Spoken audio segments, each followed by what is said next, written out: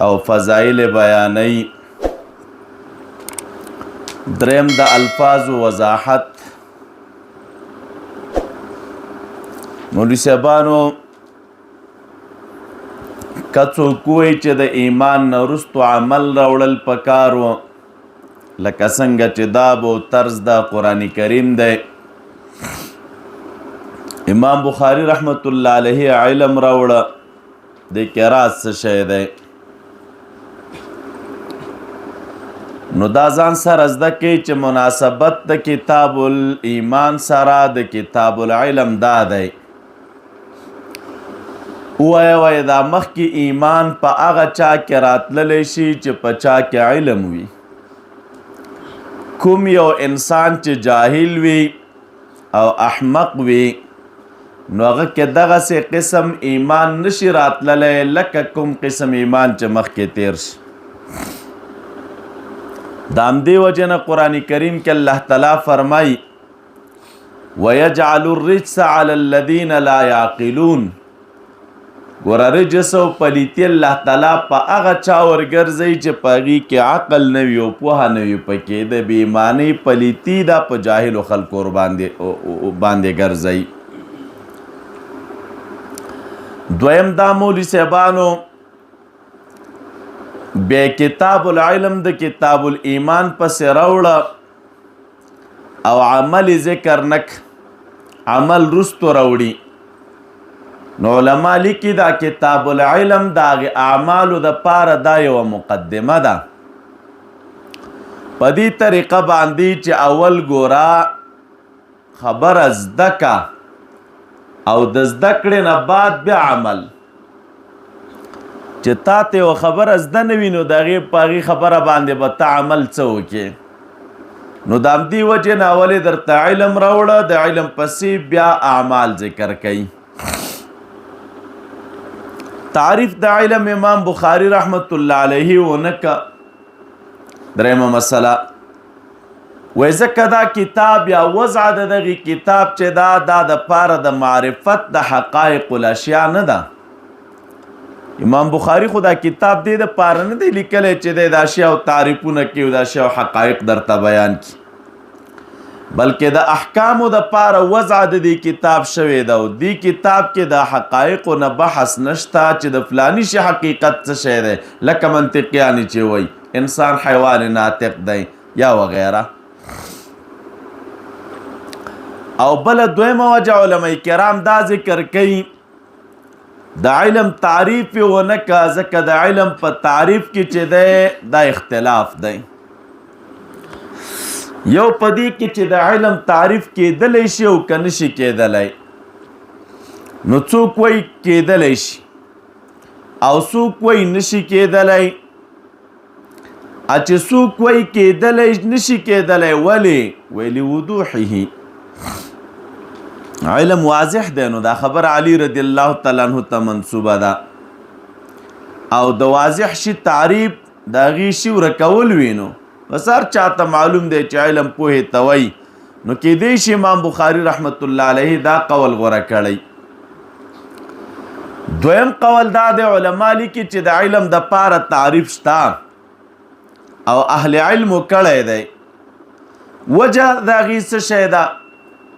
وایي ځکه په شریعت کې د علم طرف ته ډیر ترغیبات ورکړی شوي دي، د علم فضایل بیان کړی شوي دي. او طبعی ده چې د یو شي طرف ته ترغیب ورکولی کېږي او د یو شي فضیلت بیانېږي. نو فضیلت د یو شي بیانول دا په دغې شي یو حکم دی.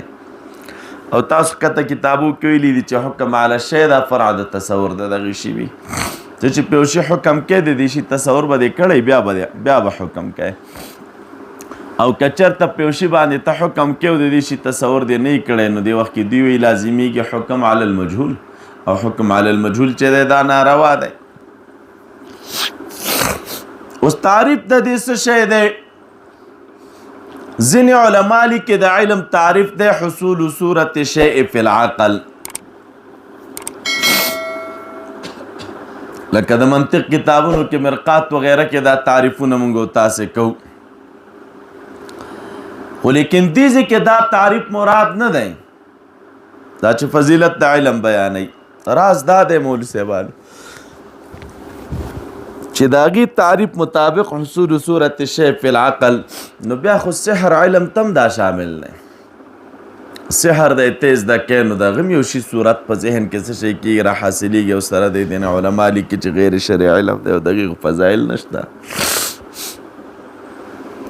څوک وایي الصورة الحاصلة عند المدرک، او مدرک دوی نفس ناطقه ته وایي. څوک وایي علم چاته ویلی کېږي لیس العلم بکثرة الروایات ولکن العلم بتقوى الله.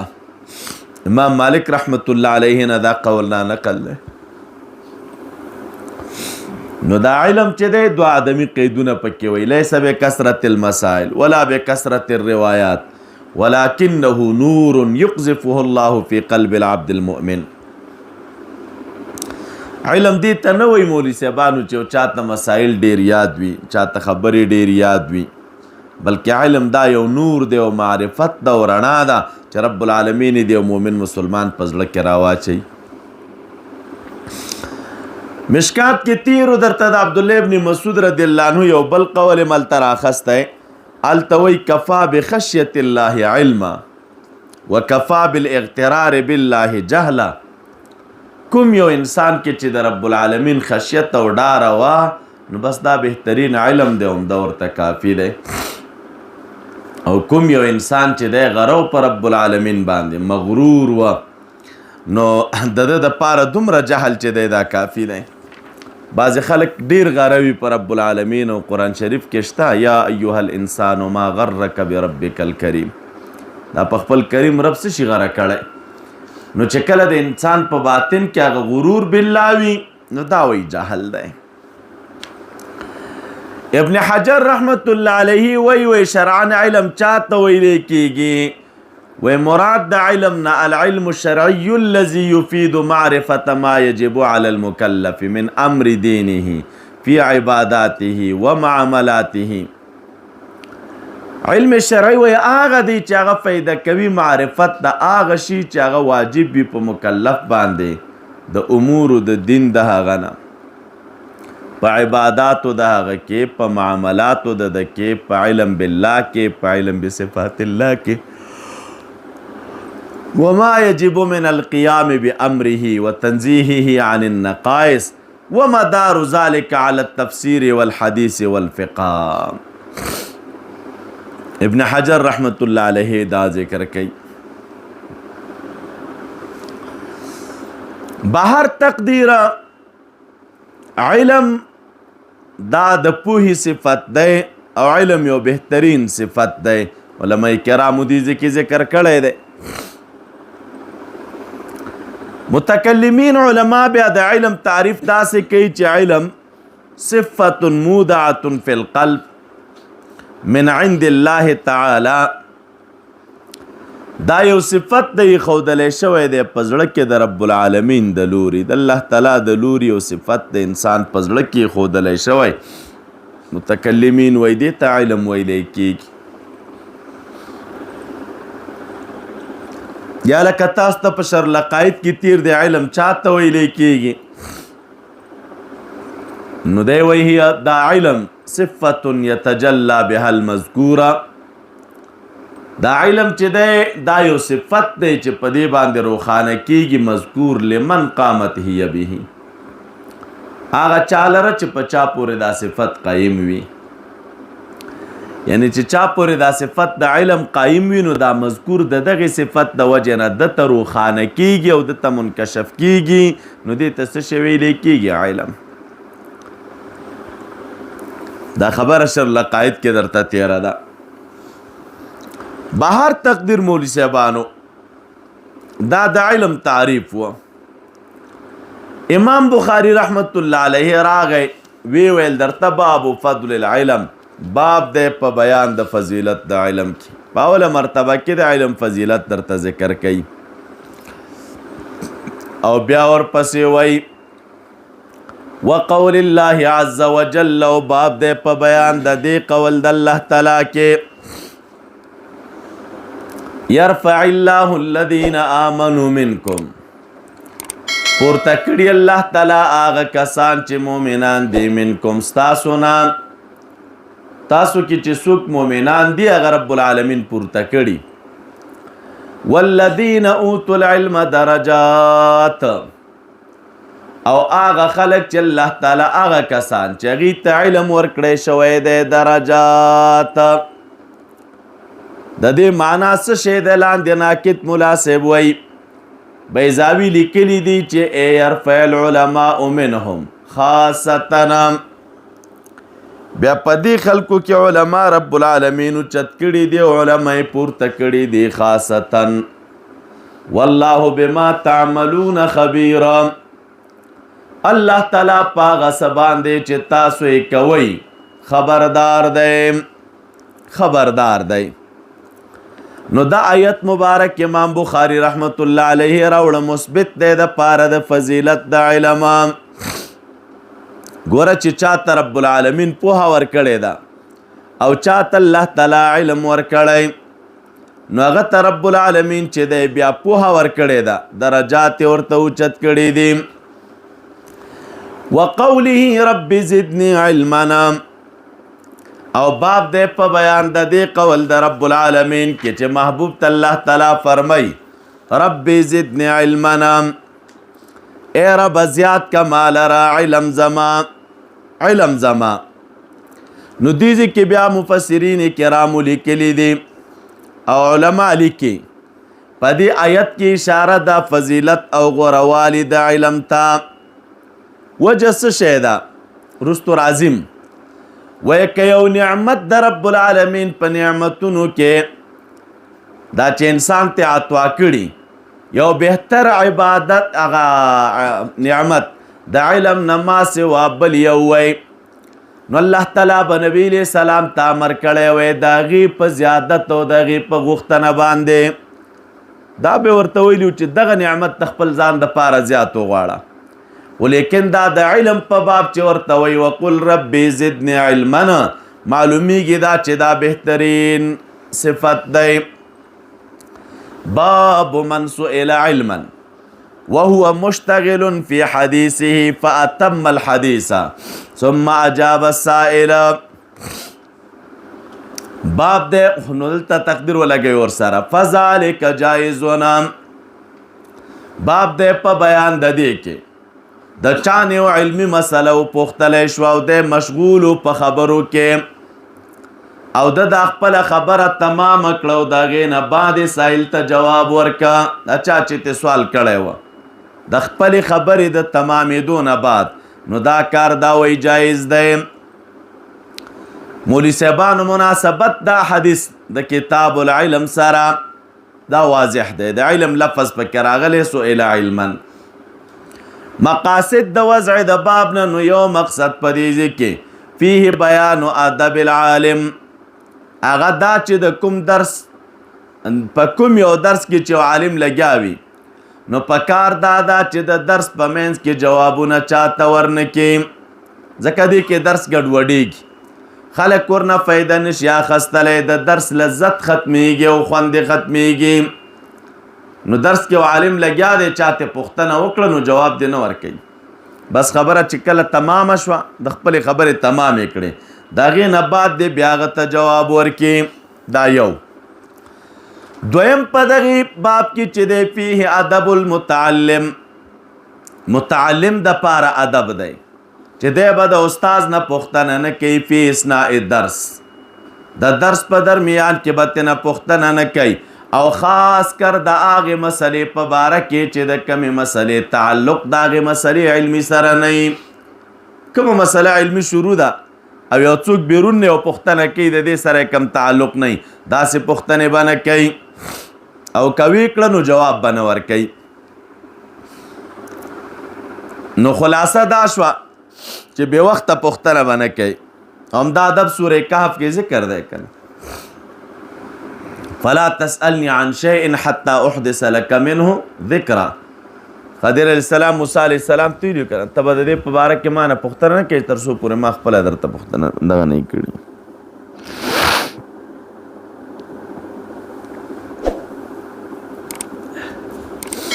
دا بس دی وړي کې را پیدا شي په دغه حال یو رقم ګولۍ خورمه صاحب دی ځان نه پېنه یم خبر بیخي مې ګډوډ کړي.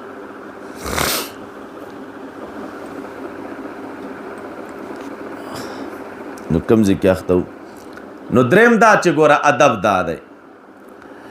دریم غرض په دې کې فيه تاخیر الجواب بهذا المقدار. دریمه مسله پکې دا ده چې کله استاد په جواب کې په دومره اندازه تاخیر وکړي چې دنه مسلې علمي پوښتنه وشي او د هغې وخت کې ورته جواب ورنه کړي، وروسته ورته جواب ورکړي د خبرې د ختمېدو نه بعد، وایي په جواب کې دومره تاخیر دا په کتمان العلم کې نه داخلېږي. یعنې که څوک وایي چې ما د مولوي صاحب نه پوښتنه وکړله او هغه سمدست جواب رانه کړه چې تر څو پورې خپله خبره تمامه کړې نه وه، نو ده ته به هغه وعید نه وي متوجه چې کوم وعید راغلی په باره د کتمان العلم کې، دا په هغې کې نه ده داخل. ځکه دا تاخیر للحاجت دی. او څلورم فيه جواز هذه السوره. کلماتو تراشی باب من سئل راغی دینه دا معلومیږي چې سوال کول د واجباتو نه دي. کله چې څوک په یوه مسله پوهیږي لکه فاسألو اهل ذکر ان کنتم لا تعلمون، یا لکه یو مسله ده انما شفاء العی السؤال، نو چې په مسله نه پوهیږي نو نه پوهېدلو دپاره لاره د حل سوال وکړه. د جاهل سړي شفا دا چې دی سوال دی، او د سوال مقصد معرفت حکم الله فی المسأله. دویم په دې ذکر راغی من سئل علما، دا علما کې اشاره دی خبرې طرف ته ده چې سوال به د علمي مسئلې کوي. او که چېرته داسې و چې وله یعنی خبره وه غیر مقصود او چا نه سوال وکړه د هغې جواب ضروري نه دی.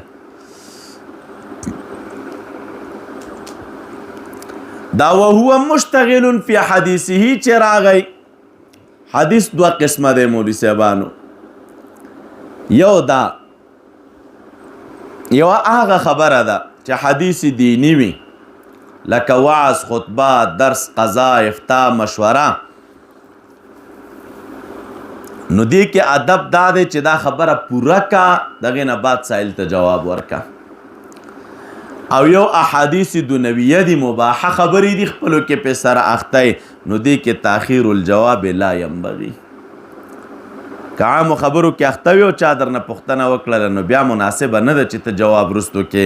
ولې؟ لانه یدل علی الکبر و ایذاء المسلمین. دا په چا دلالت کی؟ په کبر دلالت کی او د مسلمان په ضرر. اسی لګیای اسې ناست دی، چا درنه پوښتنه وکړه غلی غلی غلی او په هغې وخت جواب نه ورکوي. یو خو دا دی چې په هغې مسله کې ته تعامل کې او سوچ کې، خو ځان ته خبره ده. خو یو شی هم نشته دی، همداسې بلا حاجته ناست هغې سړي ته جواب نه ورکوي، دا په کبر کې داخلېږي. یا عامه دنیوي خبره دې شروع کړې او دا خبره دومره مهمه نه ده چې دا ته پکې اخته یې او چا درنه علمي پوښتنه وکړله او ته یې صبر وکړه زه دا خپل مجلس تمام کړم، هلکه ګپ لګومه صبر وکړه چې دا ګپ خلاص شي، د خیره بیا به جواب درکړم. یا هسې عامې دنیوي خبرې کومه صبر وکړه دا خبرې مې خلاصې شي او تمامې شي بیا به جواب درکړم. نو په دې صورت کې چې دی دا په کبر کې داخلېږي، دا کار به نه کړي. دا حدیث چې دي ذکر راغلی مراد د حدیث نه دیني خبره ده چې دا دې تمامه کړو وروستو جواب ورکړي، نو دا په کبر کې نه داخلېږي. راځئ مولوي صاحبانو. وبه قال حدثنا محمد بن سنان قال حدثنا فليح وحدثني إبراهيم بن المنذر قال حدثنا محمد بن فليح قال حدثنا أبي قال حدثني هلال بن علي عن عطاء بن يسار عن أبي هريرة رضي الله عنه. دا ابو هريرة رضي الله تعالى عنه روایت ده قال بينما النبي صلى الله عليه وسلم، یو وقت اوقاتونه نبی علیہ السلام چې دی په مجلس کې و، یحدث القوم چې قوم ته خبرې بیانولې، نو خبرې کولې. جاءه اعرابي، یو بانډه چې ورته راغی، وی ورته ویل متى الساعه، قیامت به کلی؟ فمضى رسول الله صلی الله علیه وسلم یحدث، نو شروع نبی علیہ السلام چې دا خپلې خبرې کولې، همدې خپلو خبرو کې لګیا و.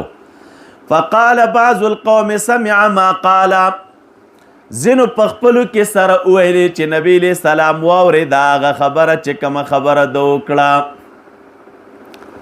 یعنې دوی دا ځینو دا فکر وکړ چې شاید نبی علیہ السلام دا خبره اورېدلې نه وي، نو ځکه یې جواب ورنه کوي. سمع ما قال، کومه خبره چې د عربي وکړه نو دا محبوب واورېده. نو په دې دوران کې فکر ما قال نو نبی علیہ السلام بد وګڼه هغه چې دې سړي وویلا شاید دا خبرې وې پې ښه نه لګېدلي وقال بعضهم او ځینو پکې وویلې چې بل لم یسمع نه خبره نه ده اورېدلې ځکه خو څه عکس العمل یې ونه ښوده حتی اذا قضا حدیثه تر دې چې نبی علیہ السلام خپله خبره تمام کړه نو قال وی ویلې این السائلو اینا اوراه السائل دا خبره دراوی ده ګمان کوم چې ویلې این السائلو هغه سائل چرته دی عن الساعه د قیامت په باره کې قال هغې کسرت الها خبرداره انا زیما زیما سائل ناستو د بانډو خلکونو قال فاذا ضيعت الامانه نبی علیہ السلام ورته فرمایي چې کله امانت ضایع کړی شي فانتظر الساعه نو د قیامت ته راتلو انتظار کوونو فقال کیف اضاعتها اضاعت څنګه د امانت به سره کم ضایع کیږي قال اذا وسد الامر الى غیر اهله کله چې امر نا اهل ته وسپارلی شو نو فانتظر الساعه نو په دې وخت کې بیا د قیامت انتظار کوه نا اهل ته امر او کار د دین او چارې د دین وسپارلی شوې نو په دې دوران کې چې دی بیا انتظار کوه کلماتو تراشی مولی صاحبانو دادی ذکر آل بینما پا وقت دا اوقاتو کی نبی علیہ السلام و مجلس کے ناستو ملگرو تے خبری کولے نو دا محبوب هر خبره ملگرو تا دا دین و دا تربیت خبره وا پدی کی چی دے ناسا پا یو سڑے راغے باند چی راغے نو دا چکل خبره اکڑا نبی علیہ السلام جواب ورنکا دا لاندې راشي مولوي صاحبانو دا اراهو دا صیغه یا معلومه ده نو دا په معنا د یقین سره ده یعنی زما دا یقین ده اراهو چې نبی علیہ السلام ویلې چې سائل چرته دی او یا که چرته اراهو صیغه مجهوله شي نو دا بیا په معنا د ځوان سره دی اظنه ګمان کوم چې نبی علیہ السلام ویلې این السائل عن الساعه نو دا د رواتو احتیاط دی مولوي صاحبانو ښه چې ګوره ګمان مې دا دی چې دې وخت کې نبی علیہ السلام دا خبره وکړه نو نبی علیہ السلام ورته وفرمیل چې د قیامت ورځ خو معلومه نه ده خو پوښتنه خو سړي دا کړې وه چې مته الساعه عن الساعه د قیامت باره کې پوښتنه کړې وه نو نبی علیہ السلام ورته نور ونه ویل د پوښتنه وکړه مته الساعه قیامت به کلی نو محبوب هغه جواب ورنه کړ چې قیامت به کلی دا خو مخکې موږ تاسو حدیث د جبریل کې وویلی ولیکن علامات ورته ذکر کړه نو په هغې علاماتو کې ورته علامه دا ذکر کړله اذا وسد الامر دا وسده مجهوله صیغه ده ایفو وې ده او امر راغلی مولوي صاحبانو امر کې اول خلافت بادشاهي همدارنګې چې دی کته چې کوم امانتونه دي یا امانت د علم امانت د خلافت امانت د اعتماد دا ټول شیان چې دی پکې داخل دي نو اذا وسد الامر چې کله امر وسپارلی شي نه اهلته نو فانتظر الساعه و په دې دوران کې بیا انتظار د قیامت کوو نو دا شیان چې دی امانت به ضایع شي اذا وسد الامر الى غیره اول اذا ضيعت الامانه فانتظر الساعه امانت ضایع شو نو فانتظر الساعه دا قیامت انتظار کوا دام دی وجه نه علماء کرام لیکي رفع د امانت څه شی دی لا يبقى لاحد على احد الاعتماد لا في الدين ولا في الدنيا داسې وخت به راشي چې اعتماد به په دنیا کې نه د چا په دین پاتې شي په چا باندې دین په باب بم اعتماد نشي کولی او د دنیا په باب بم اعتماد نشي کولی او دغه رنګ اعتماد فی دنیا د دور د صحابه کرامو نه دی خو په ختمېدو دی لکه روایت د ابو امامه رضی الله عنه ور باندې دلالت کوي چې مخکې به ما په ښار کې د هر دکاندار نه سودا کوله اوس د یو څو کسانو نه سودا کوم او هر چې اعتماد دیني دی مولوي صاحبانو نو دا ختم شوی دی تاسو فکر وکئ دا نن سبا دور کې دا انقلاب چې زموږ استاسو د وطن کې شروع شو یو زموږ استاسو د وطن انقلابونه دي یو مخکني انقلابونه دي د عربي نړۍ په عربي نړۍ کې انقلابونه او د دې وطن انقلابونه دا سره توپیر لري، فرق لري. زمونږ او ستاسو د وطن کې چې کله د شوروي انقلاب را ختم شو، د هغې نه بعد دا فتنې را خرې شي د اعتقاد، دا ګډې وډې چې دا موږ او تاسو نن د هغې فتنو د لاسه کړي. نو دا فتنې دي چې را برپا کېږي، امانت د دوی د لاسه پورته شه. دا خوارج وغیره وابیان را پیدا شو، مخکې خو دا شیان نه و. په عربي نړۍ کې دغه فتنه زموږ او ستاسو د وطن نه یو څه موده وړاندې وه. دا چې کله عثماني خلافت ړنګېده او په د عثماني خلافت د ړنګېدو دپاره په دغې کره کې او په هغې علاقه کې چې د محمد ابن عبدالوهاب اولاد هغه څه کړنې وکړلې، د اختلاف د هغې خلکو د لاسه چې دی امت مسلمه ته راغی او خبره د منځه لاړه. نو دې کې احتیاط پکار دی. د امام شافعي رحمت الله علیه او شاګرد ابن عبدالحکم نومېده، ډېر مالدار و. د امام شافعي رحمت الله علیه مصارف به برداشت کول. کله چې امام شافعي رحمت الله علیه وفات کېده نو وصیت یې وکړ چې زما په ځای باندې دا خبره ښه دقیقه واورئ، وایي زما په ځای باندې به درسي حلقه چې دی دا اسماعیل ابن یحیی المزني وړي مخې ته، یعنی د خپل نیابت وصیت یې د ده په حق کې وکړه. دا اسماعیل ابن یحیی او دا د امام طحاوي رحمت الله علیه ماما و. وایي دا زما درسي حلقه به دی مخې ته وړي او د هغه مالداره کس په باره کې وصیت ونه کړي چې کوم مالداره کس د ده مبارک څه شی برداشت کول بوجونه. نو دې کې راز څه شی وه؟ خو وصیت یې د هغه چا په باره کې وکړه چې په چا کې مولوي صاحبانو څه شی و؟ اهلیت و استعداد و پکې. دې ته نه کتل چې دې سړي ما سره ښېګڼې ډېرې کړي دي او روپۍ ډېرې را کړي دي او کومکونه یې را سره ډېر کړي دي، نو ته راځه زه به وصیت ته درنو. هغه خو به هم عام سړی خو نه خو شاګرد خو نو چې د ده د یو مجتهد شاګرد دی، خو د لوی منصب خاوند هغه هم و. ولیکن علمي سویه او مهارت د اسماعیل د امام مزني ته نه ډېر وه، نو وصیت یې د خپل نیابت په باره کې د دې کس په حق کې وکړه چې زما درسي حلقه به مخې ته دی وړي. ولې احتیاط یې کوو چې دا امانت ضایع نه شي او دا کار نااهله ته ونه سپارلی شي. اذا وسد الامر الى اهله. نو یو خو زمونږ او ستاسو د زمانې مسله ده، نو دې کې خو نه غږېږو. دا خو هغه وخت ده که نه وایي که مغه قصه راغلې مولوي صاحبانو نو که ژوند کوي نو بس پټه خوله به ساتي، وینو ته به اوبه وایي. ښه نیکان ترې نه مستثنا دي چې پلار وفات کړي او دغه په ځای باندې زوی کینی او دا ترتیب د پلار مخې ته وړي او هغه زمونو تم رب العالمین همغسې استعداد ورکړی چې سره کم استعداد یعنی پلار روزلی وي او تربیت دی، هغې کې نه غږېږو، هغه ترې نه مستثنا دي نیکان. نور تاسو لږ ښکته راشئ او د خپله زمانه کې وګورئ. نو که شیخ الحدیث صاحب وفات کېږي نو دغه د نیابت دعوت چې دی خپل زوی ته وي، که هغه پوهېږي او که نه پوهېږي دی نایب دی. او که پیر صاحب وفات کېږي نو دغه د نیابت دعوه د هغه زوی ته ده، نو زوی پوهېږي او که نه پوهېږي خو دا د پیر صاحب نایب دی. او که چا وویل چې هلکه ده کې دومره استعداد نشته دی او دا بل صاحب استعداد دی، ته ګوره چې دشمني در سره خلک کیو که نه کي در سره. نو دا حقایقو ته باید انسان متوجه شي دې شیانو ته. دا موږ تاسو دا اوس چې دا کومه زمانه کې موږ او تاسو یو، خو دا وینو موږ او تاسو دې سره زموږ او ستاسو مخه ده. د یو استاد شاګردان به یو به پکې ډېر به استعداد دی، بل به چې دی دغه په نسبت استعداد نه لري، خوا مالي کومکونه او قیسې میسې به یې صاحب سره ډېرې کړي، نو ته ګوره غاټه وصیتنامه به ورته لیکلي صاحب. دا نه چې اوس دې ځای کې صاحب د استعداد څوک نو هغه خو لاړ.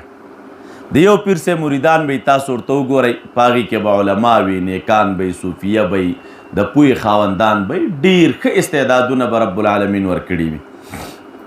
خو لیکن د اول نه هغه حالت داسې معلومیږي چې دې ته په تمه زوی دی، بل سړی هلته قدم نشي ښودلی او نه چې دی دا حق ورته څوک ورکوي. نو دا خو د قیامت علایم دی او دا قیسې را روانې دي چې اذا وسد الامر الى غیر اهله فانتظر الساعه فانتظر الساعه. ابن حمام به مولوي صاحبانو دا ګوره څومره دا زموږ استاد لوی فقیه دی نو دی ابن حمام به تنخواه نه اخیستله په درس باندې د دې وعید د ویرې د وجې نه کشمیري صاحب وایي چې دا یو لوی محدث دی د دیوبند علماء کرامو د جملې نه وی کان صاحب الطریقه وله خانقاه وی د صاحب د طریقه تمو خانقاه لرودله خلکو برته تحفې راوړلې د ده ګزاره به ورباندې کېدله او د هغې نه بعد درس به یې کوو ابن حمام چا نه به یې تنخواګانې په دې نه اخیستلې دا د خپل ژوند ترتیب به یې په همدې باندې روان و د مصر بادشاه به یې ډېر اعتماد ورباندې کوو سره د دې نه چې په دې دور کې بدرالدین یعنی ابن حجر اسقلاني رحمهم الله دواړه موجود وه دې چې کله وفات کېدلو نو وصیت یې وکړه چې زما نائب به قاسم ابن قتلبغا وي تاسو ته بله ورځ ما د قاسم ابن قتلبغا خبره وکړه چې دا د ابن حمام شاګرد و محدث هم کتابونه هم لیکلي جرح تعدیل کې هم لیکلي دي رسایل د ابن قتلبغا دلته شته رسایل هم لري خوندور او جرح تعدیل کې هم چې دی کتابونه لري نو دا هلته یې بیا دغه یې کې سره نو د په حق کې چې دی وصیت کړی و سره د دې چې ابن حجر او عیني دواړه په تمو چې نیابت به موږ ته راوسپاري خو لیکن دی هغه ته وسپارلو ځکه هغه لوی عالم و فقیه و نو د دې وجې نه اذا وسد الامر الى غیر اهله نو فانتظر الساعه دي ځکه علماء کرامو دا خبرې کړي کله چې خبره امر وسپارلی شو نو کاغه امر د خلافت دی کاغه امر د نیابت دی کاغه د هر څه شي امر دی الى غیر اهله نو فانتظر الساعه نو بیا د قیامت انتظار کوئ دا د قیامت د علایمونه یو علامه ده په دې باندې قیامت به په دې وخت کې چې دی برپا کېږي نو الله دې موږ تاسو ته امان راکړي مولوي صاحبانو دا موږ د دغه حالت سره مخ یو په الحال دا چې موږ تاسې ګورو تاسو ته مولي نیکان دې تېنه مستثنا وي په هغې کې نه غږېږو خو لیکن په عام طور باندې او په عام قانون چې موږ تاسې وګورو نو دغه حال دی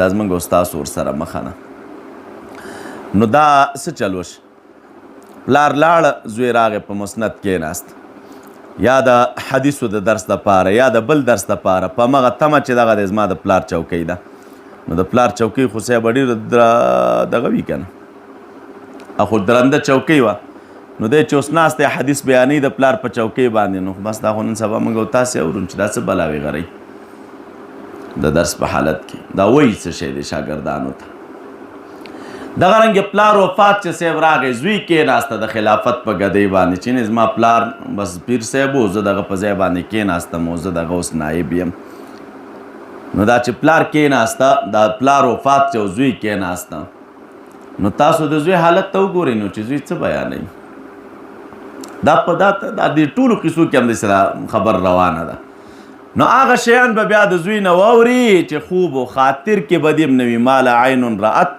ولا اذن سمعت نه به دې غوږونو اورېدلي وي نه به دې سترګو لیدلي وي داسې بلاوې به درته غرئ بس مجبوري نو نور خو ګرو دي که نه شاګرد خو هم په استاذ ګرو وي او مرید هم په پیر ګرو دی ته خو لږ پیر صاحب ته ووایې چې دا خبره د خلاف شریعت ده چې څه در سره کوي او یا دې په دې پوه شي چې دی اوس ما کامل اطاعت نه کوي او په ښو په بدو کې دا بیعت چې کي نو د بیعت دپاره خو اصول دا دي که نه چې یو څوک چا سره بیعت کي نو د بیعت په دوران کې وایي بیعت در سره کومه په معروفاتو باندې هغه کارونه چې کم د شریعت د اصولو مطابق وي نو په هغې کې در سره تابع یم او در سره به روان یم اوس که چېرته کار داسې و چې د شریعت خلاف و نو په هغې کې خو څوک د چا اطاعت نه کوي او نه د چا خبره مني اوس په یو خلاف شریعت کار کې چې یو څوک د چا مقتدا وي په هغې خلاف شریعت کې هم دی درنه تمه د دې لري چې باید زما اطاعت وکړي ولې زما خبر نه منې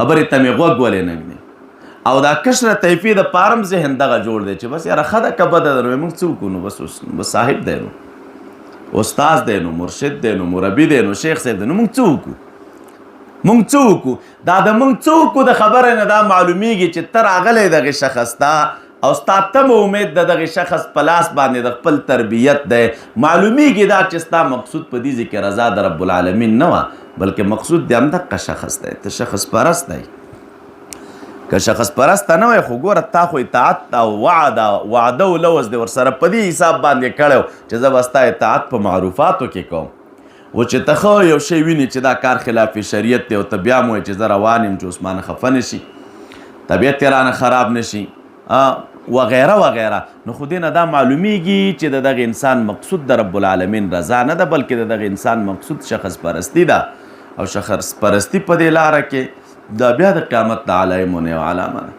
اذا وسد الامر الى غیر اهله نو فانتظر الساعه. دا غمونه شته د مولوي صاحبانو دې سره موږ او تاسې مخ یاستو په دې زمانه کې. نو دا د قیامت احوال دی، رب العالمین دې موږ او تاسو اصلاح کړي. ښه دا معنا نه ده چې موږ او تاسې خلک یو، هر چا کې د یو بل نه داسې دور راغلی چې په هر چا کې د یو بل نه نقصانات ډېر دي، خو فرق به صرف دومره وي. دا یو کمال دی چې یو چا کې نقصان وي او دا خپل نقصان ته د نقصان په نظر وګوري چې بس ما کې دغه نقصان دی او زه بس صحیح ده، خدای دې ما اصلاح کړي. بل ته وایي چې دعا راته وکړه چې دغه نقصان راکې دی، دا رانه رب العالمین رفع او زایله کړي. دا کمال نه، او دا چې نقصان درته وي او نقصان ته د نقصان په نظر نه ګورې، بلکې نقصان یو ښه انداز باندې خلکو ته توجیه کوي، نو دا غم دی. نو په هیڅ دور کې په هیڅ وخت کې صاحب د مسندونو ته دا خواري کول پکار دي، او دوی ته د دې خبرې دقت پکار دی چې دا کم امانت رب العالمین یو چاته ورکړی وي، که هغه امانت د ظاهري علم دی، که امانت د باطني علم دی، که امانت د نیابت او د خلافت دی، دا پکار دا ده چې نه اهلو ته ونه سپاري، او که نه اهلو ته دې وسپاره نو بس بیا به دغه حالت چې موږ ورسره مخ یو نن سبا. فإلى الله المشتكى. اللهم صل على سيدنا محمد. د داسې نورو ښکلو ویډیوګانو لپاره زموږ د الجامع دارالاحناف کابل یوټیوب چینل سبسکرایب کړئ.